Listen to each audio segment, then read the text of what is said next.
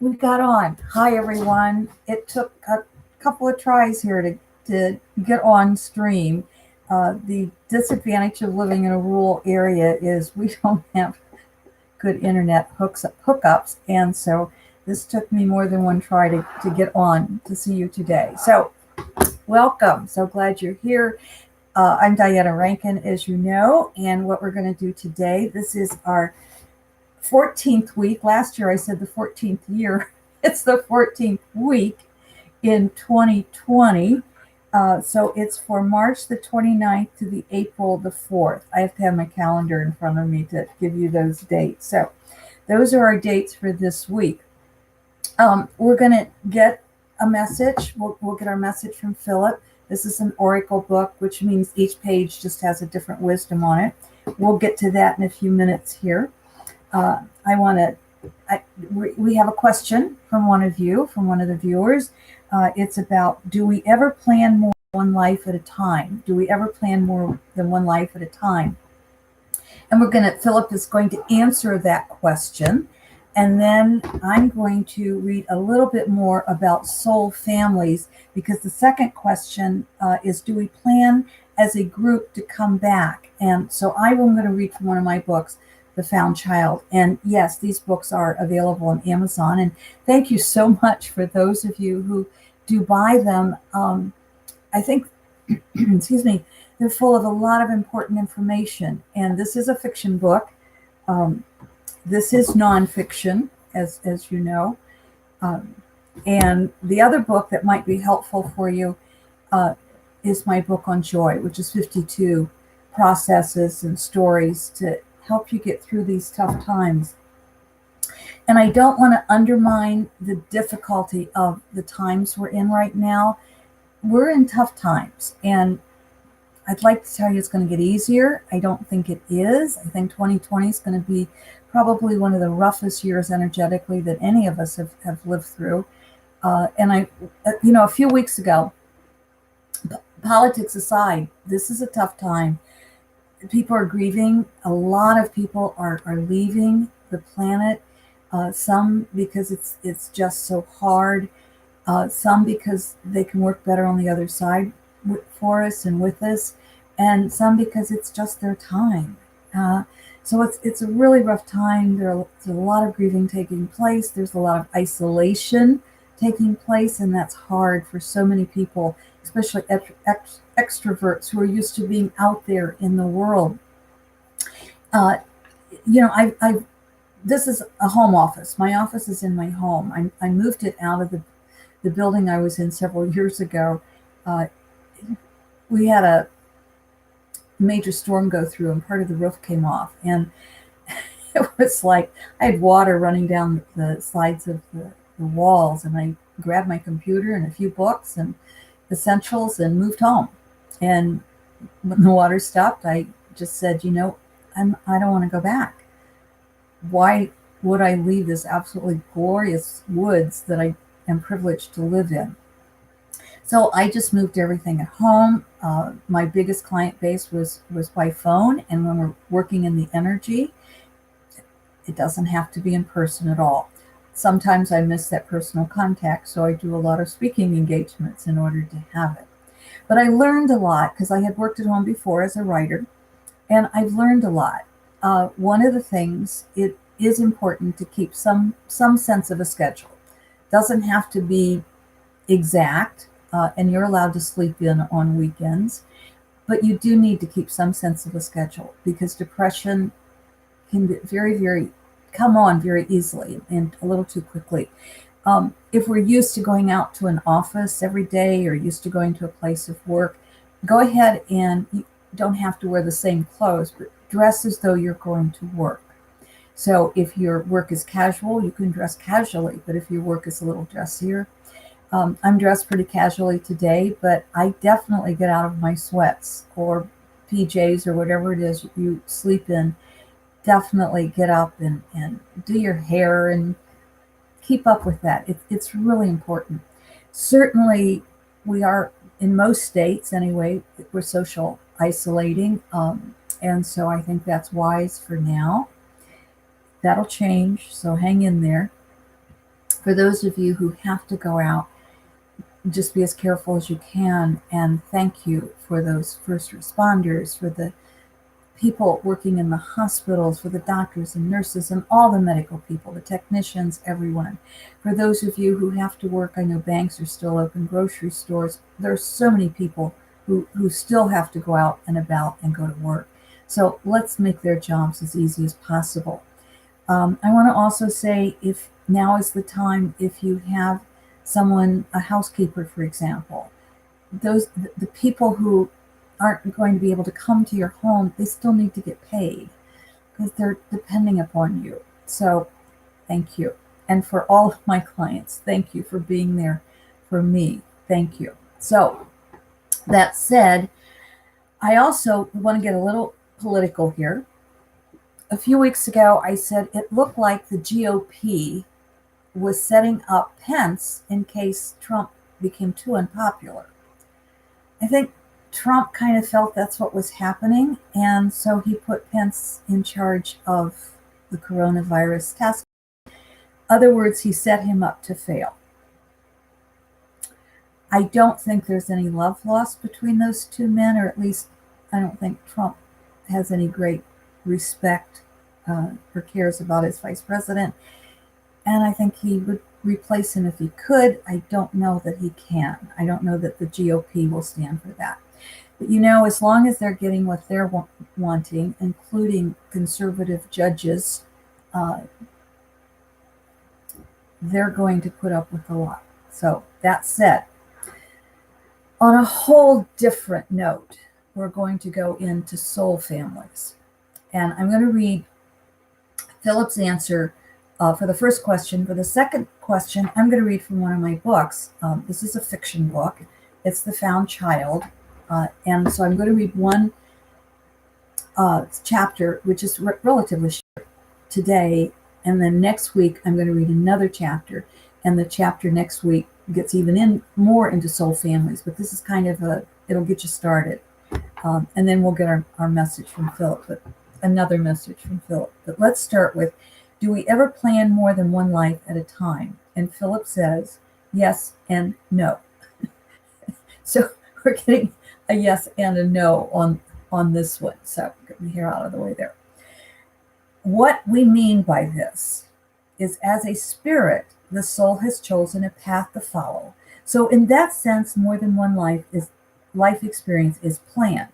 However, this is a broad brush path, not specifics for each life that will be experienced. And I think it's explained a little bit more. What Philip is saying here, I'm going to interpret a little bit, is we choose soul families, absolutely. And in that soul family, that family may have very specific goals or broad brushed goals that we choose when we come into work toward human form, the work toward coming into the third dimension. We say, okay, that's a heritage, that's a family I want to be part of, that soul family. So do we plan as a group to come back? And the answer to that is yes, but it's a little more complicated than that because the whole group doesn't come back. So I'm going to read you chapter 7 from The Found Child. That's kind of beginning the answer of that, and then I'll read more next week. I just don't want to read the whole thing this week because don't you get tired of hearing my voice sometimes? So here we go. This is chapter 7, Soul Family. We entered a large room with a table full of sparkling glass plates. By the way, I have to just tell you, let me just set it up a little bit. The main character has an experience when she walks down the lane. There's a strange little boy at the end of her lane, and she's had a motorcycle spill. So it's not really a near-death experience, but it could be interpreted that way. And so they are, however, while she's in the hospital or having this, still laying on the side of the road in the motorcycle, she is having this experience. And so this is part of that experience. Okay, We entered a large room with a table full of sparkling glass plates filled with colorful fresh fruits and vegetables, silver bowls of nuts, golden platters of cheeses and crackers, and chips with assorted dips. In the center of the table was a large fountain of crystal clear water gracefully spilling over 7 tiers into a pool filled with floating water lilies. Several small tables filled with delicious-looking exotic foods were dotted around the room like small islands in a sea churning with excitement. Now, I'm going to interject here. You might visit your soul family in the ether realms, in the other dimensions, and have a whole different experience because we're each from a different soul family, or all of us listening to this video may be from the same soul family. We don't know. So you may have the same experience, but this was the character's experience. People mixed and blended the way folks do at a party, while waiters in black tie and short jackets skated about, pouring wine or water into glasses. Now, why that came up, I don't know, because that's about as far as my life as we can get. Remember, I live out in the country. Near the window, what overlooked a breathtaking view of mountains and a waterfall that riveted El Capitan in Yosemite, were a violinist, flutist, harpist, pianist, and drummer playing the most heart-touching, ethereal melody. That I would love. Singing with the group were two vocalists whose celestial voices resounded within me, stroking every essence of being. "This is your soul family," Phillip said. "We thought," yeah, Phillip's in this book, "we thought a little festive air might make it fun," he added as he observed, staring in astonishment. "Soul family?" I asked. "That's what we call it, a family, because it's the group that you are related to. Those you spend your lives with in this world, in spirit world, in the world, well, in all worlds." "You mean we are always with the same group, the soul family?" "Mostly, yes, that's true," Phillip said. "Each soul family has a general theme in the same way that different businesses in your world offer different products and services. Some families are dedicated to acts of war and vengeance or terror and hatefulness. Others are dedicated to peace and compassion. Some are dedicated to medical healing, others to emotional healing, and so on. Then with each family are individuals all living out a specific story, but with this overriding theme. This is the same way that people within a business all contribute their individual talents to the same product or service." "Phillip, what you're telling me is that I, as a soul, join a specific soul family, agreeing to its theme, and then go to Earth to live out that story as an individual." "Precisely. In that same way actors play to a script, the words may be put down on paper by the writers, and directions given by the director, but the best of actors also bring to the film their own involvement wrought out of experience and emotion, all for the betterment and evolution of the story." This is giving us a little more information on the first question as well. So soul families have an evolution as a family? Oh, of course. What if we don't like the story? Can we choose to leave a soul family? Well, yes, in the same way you choose to leave an earth family. Few people do leave, however. Instead, the greater choice is to stay with the family and grow. Growing you, thus helping the family grow. But if the pain is too great, or the longing too great for a different story, and if there has been sufficient growth, leaving one soul family and petitioning to join another is done. That is the most difficult journey, however, and often the individual feels lost until he or she is well integrated into the new family. He looked away from me and out toward the sea of people. "Shall we start with your birth family?" he stated rather than asked. Like Moses parting the Red Sea, Philip raised his arm, and all the people stepped aside, and the tables and food disappeared, and a spotlight shone down on a giant of a man with sun-fired braided hair and intense dark blue eyes. Eyes I recognized in Davy and myself. Davy, by the way, is the little boy she found at the main character, the eye character found at the end of her lane. He wore a belted, knee-length, yellowish-colored tunic embroidered with red trim and a brat of animal fur, held in the center with a gold pin. His feet and legs were covered with strap-wrapped fur, and on his massive arms were 3 bracelets of gold, each handsomely carved with interlocking spiral patterns. In a V behind him stood thousands of people, more than I could actually see as the dim light of the edges faded their faces. They stood on a great green mountain, the top of which was shrouded in a thick rolling fog. Wailing bagpipes saturated the air, and I knew I was in the presence of someone and something great and noble. A young couple stepped out from the crowd and faced the giant man. From out of the wrap around her breast, the woman pulled a baby. She handed the babe to the great giant of a man. She handed the babe to the giant of a man, and I felt his arms as though they were around me. In his big hands, he lifted the babe high into the air. I put my hand on Davy's shoulder to brace myself as I suddenly felt off balance, as though I were the one being lifted high into the air. He spoke, this great giant of a man, and his rich, resonant voice boomed across the mountain range.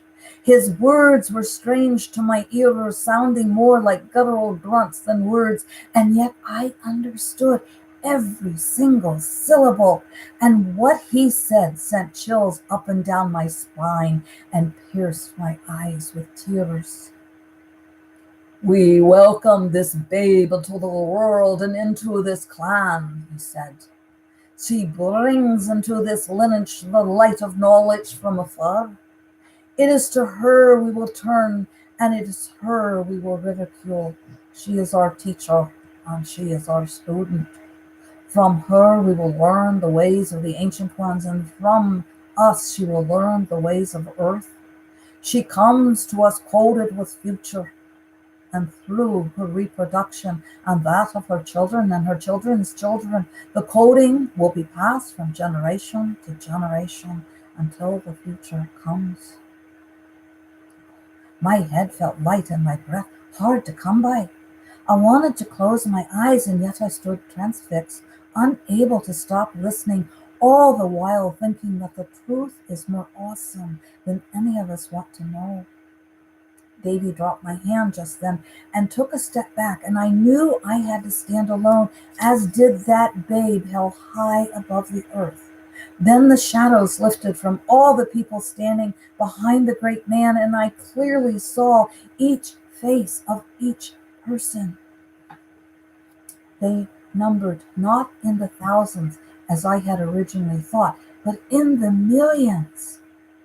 They spread over the mountains and across the valleys, and as I watched their clothes and hairstyles change, morphing from one generation into the next, until I saw only myself as a little girl sitting beside my grandmother on the green plaid porch swing. "Oh, she looks so young," I said of my grandmother. The sight of her startling enough that the giant of a man and the babe suddenly became a memory, and all that existed before me was my grandmother and the younger me. "Your mother will be here soon," Grandma said. I then saw through the eyes of myself as a child. A long ribbon of a road stretched down the highway that divided wheat fields, much like the country fields where I now live. "It will be good for you to be with your mother for a while," Grandma said. "I'll miss you, though." She pulled my small hand into hers and pushed her foot against the swing back, then lifted her foot, and we swung forward. "Oh, it's hard for her," Grandma said about my mother. "She worked so hard without your father around to support you and your brother. Ah, don't get me started on that good-for-nothing man." I saw him then, my father. He stood outside the windows of the porch watching Grandma and me inside the swing, and suddenly I understood that he was fulfilling his destiny. He was not meant to stay with the family he helped create, but to leave his purpose fulfilled once I was conceived. He was my direct link to the giant of a man, that great giant of a man, the lineage I was to have, the heritage only he could give to me in this lifetime. Then I saw them, my mother and my brother David. They came up the road in Mother's black Chevy and parked it right alongside Grandma's gold Hudson in the gravel circle near the side of the house where Grandma and I sat on the green plaid porch swing. Mother exited first, a pretty young blonde with wireless glasses and an infectious, impish smile. She walked over toward the other side of the car where David was getting out. My brother, 2 years older than I, was about 8. As he and Mother walked toward Grandma and me, I, in my present adult self, gasped.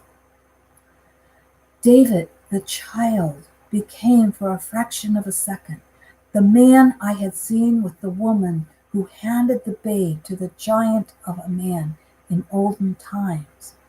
And my father was that woman. My father and brother in this life were once my mother and father in another. I watched my child self run for them while they came close. Mother, again the mother I knew in this life, pulled me to her. Go get your things, she said. She's all packed, Grandma said. Her things are right here. Grandma rose from the swing. Pappy's inside. He's ready for supper. We've been waiting. We got here as soon as we could, Mother said. Oh, I know, Grandma said, putting her hands up. The city traffic and all, you couldn't help it. They went inside, the 4 of them, and I felt my heart go with them. Davy pulled at my hand, reminding me he was near me. Oh, we have the same name, you know, he said. My name is the same as your brother's, except everyone calls me Davy. Why, Davy? Why do you have the same name? Is there a reason? He shrugged his shoulders. Just is, he said. But I was beginning to realize nothing just is. It only seems that way until we come to understand the patterns woven through our lives. Beloved, Phillip said. Beloved, I asked. The name, David. It means beloved. My head reeled, trying to sort it all out. My birth family of origin was my birth family of this life. I was coded by the ancient planet to teach my family about the ways of the ancient ones, who knows where, from who knows where, and I learned from my family about the ways of Earth. My brother David in this life was once my father in another life, and he has the same name as the little boy I found at the end of the lane in this life, and that name means beloved. I was somewhere in time and space, but I had no idea where I was or why I was here. A part of me wanted to go sit on the deck under the tall trees at home and read a good book and forget all this. It was just too much. Yet I had to admit it was also fascinating. I was on some kind of an adventure that I could not stop, and in truth, I'm not sure I wanted to, even if I could. Still, it was also overwhelming, and reading a book on the deck under the tall trees sounded so much easier than what I was going through or what I suspected lay ahead. I had no idea. Perhaps if I had known, I would have run for that backyard deck. I'm going to quit there because I think that's a lot to absorb about the 2 questions. Do we ever plan more than one life at a time? And do we plan as a group to come back? I think that what we've said answers that. But there's going to be more next week on that, which is called Chapter 8, which is Ancient Bonds Recycling. If you want to get ahead, go ahead. Amazon's got them. It's called The Found Child. And the tagline is, this is a work of fiction, or is it? You never know. I want to say also, now is the time with all the social isolation to please reach out to each other. If there's anyone, even if it's a phone call, it's not about in-house visiting, but phone calls, texts, emails, messaging, social media. Reach out to each other. Okay, we just flip through here until our finger stops, And then we hear left page or right page. Right now I'm hearing right page. But I always read the left page as well. So if you got right page, our intuition is working very well. If you got left page, then that's a message that you need to hear as well. So right page, and this is page 301, right page says, look at what exists, not at what doesn't. Look at what exists, not at what doesn't. So I'm going to interpret that in today's pandemic and the fear that's going around. I'm not saying don't be careful. Absolutely be careful. Take all the precautions that are absolutely necessary to take. But also look at what you have, because we have so much. I have a roof over my head. I have beautiful Daisy here and the other four-legged ones and everyone else who's here taking care of me and taking care of us and loving us. I have all of you and you have each other. We are so blessed. I have food in the house, and yes, I have TP. Those of us who live in the country, we tend to stock up ahead of times, and I had stocked up before all of this started. So I had my 12 roll all set up, so we're fine here. So look at what exists, not at what doesn't. Right now, if you're healthy, bless you. Stay that way. On the left, and this may be your message, when you turn on a light, the darkness goes away. I think that's a message that's good for all of us. When you turn on a light, the darkness goes away. My friend, the light is love. Turn the love on. Thank you from all of us here for the love you accept for us. And thank you so much for the love you send us. We're here for you. If you care for a private messaging or a private reading, please just click below. Like I said, all my readings are over the phone, or if they're international, we do it a little bit differently. But pick up the phone, give me a call, we'll get you scheduled. In the meantime, stay safe, stay healthy. I love you. And until next week, when we go a little bit deeper into soul families, I love you, my friends. Thank you for loving us. And thank you for all the acts of love that you're sending out into the world today. Even if it's just a smile, that's a big one. Here we go.